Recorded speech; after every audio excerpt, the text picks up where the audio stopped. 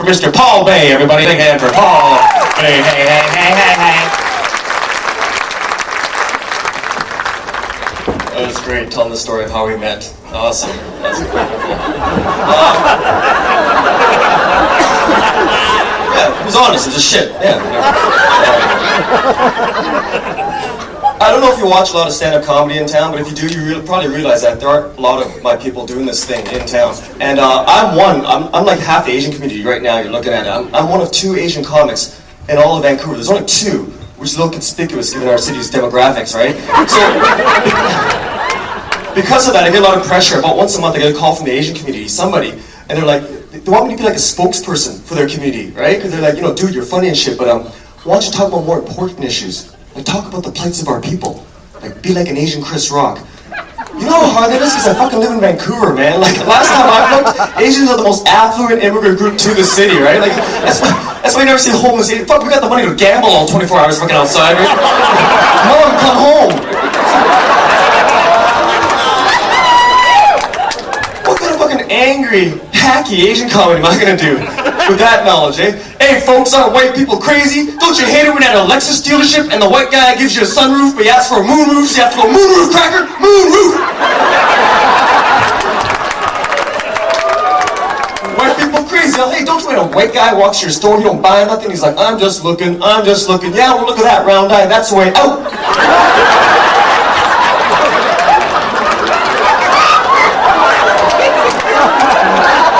White people crazy. Hey, don't you hate it when they're late with your rent? Happy.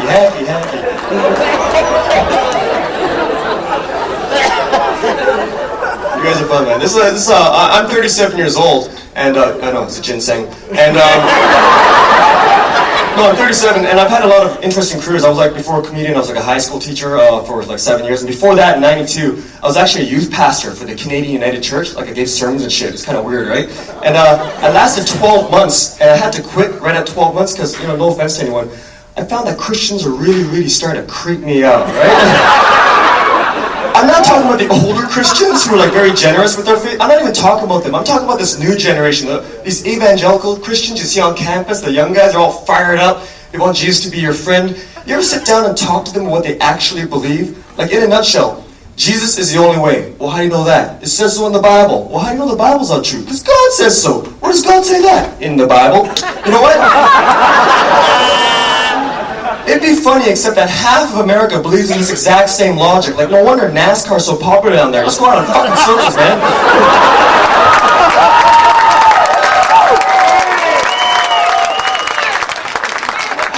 I'm still a spiritual person, but religion scares the shit out of me, especially when religion is commercialized the way it is in the States. Like, you've seen these bracelets they have down there. They sold 18.5 million of these bracelets with like WWJD spelled on it. You know what that stands for, right? What would Jesus do? 18.5 million Christian teenagers wear these bracelets to remind them of how Jesus might react in tough contemporary teenager situations. So some Christian kid is at some keg party, has a bit too much to drink, and he passes out, and he wakes up on the lawn with puke on his shirt, pants around his ankle, and a drunken whore on his arm. He can look at that bracelet and go, what would Jesus do? You know, the irony is that I've talked to a lot of Christian parents, and I don't know a single Christian parent that actually want their kids to be like Jesus. Like, I've studied the Bible 5 times. I know what Jesus would do. He would do the cool thing. Christian parents would not want this. Hey, Dad, I was thinking, I'm going to be more like Jesus, so I'm going to drop out of law school, hang out with drunks and whores, and live on the street and help poor people for the rest of my life. No, son, no. That's the King James Version. In the English translation, Jesus was a Republican, drove an SUV, and supported the Gulf War. You know shit about Jesus.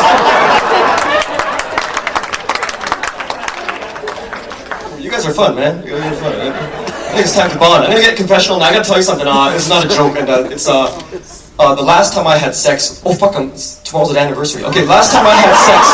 No, seriously. Last time I had sex was September 24th, 2004. Let me explain. What happened was this girl just fucking broke my heart. She was like the 4th girl in 6 years to do that. So my friend said, just go celibate for a year. Get your fucking radar straight, right? So I went the whole fucking year. without sex, and I've been going since involuntarily. And no, seriously, I gotta hit it tomorrow on my anniversary. But I'm at the point right now. I'll pretty much date anybody now, right? I got one rule. I will no longer date Christian girls, right? Because, I'm 37. That's a little bit too old to be dry humping, right?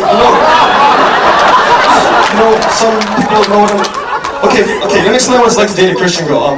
They don't believe in premarital sex, but they fucking like sex, right? So you end up rubbing your corduroys against each other till your cock is raw like some dog up against a sofa, like, feels like you've been fucking a tube of Pringles. You know what I'm talking about? Oh, you're laughing way too much at this, girlfriend. No, because girls can do that and walk away. There's a choir coming out of your vagina. I'm still a virgin, right?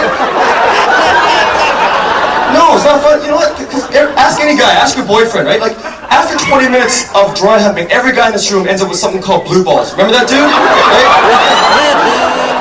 Blue balls, like aching blue ball sensation because the girl just won't give it up. But listen, ladies, I gotta tell you something. We call it blue balls, not because our balls turn blue, but because our balls are sad.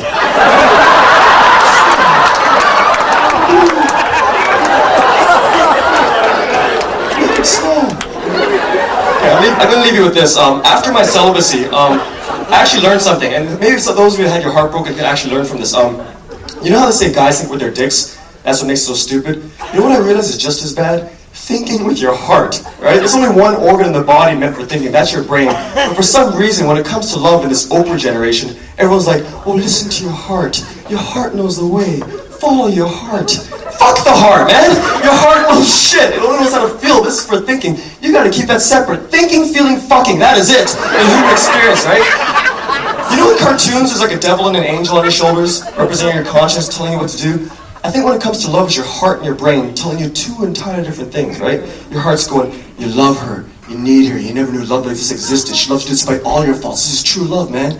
Your brain's going, well, maybe you never really felt your parents loved you unconditionally. That left a hole in your psyche. You just usually would have felt some psychological need.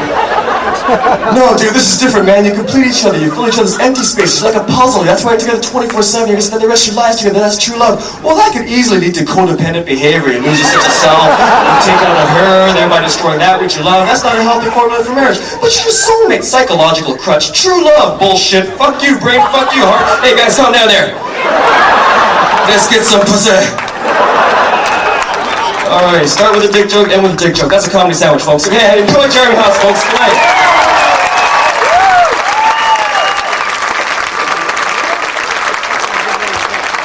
Paul Bay, everybody. Paul Bay. Thinking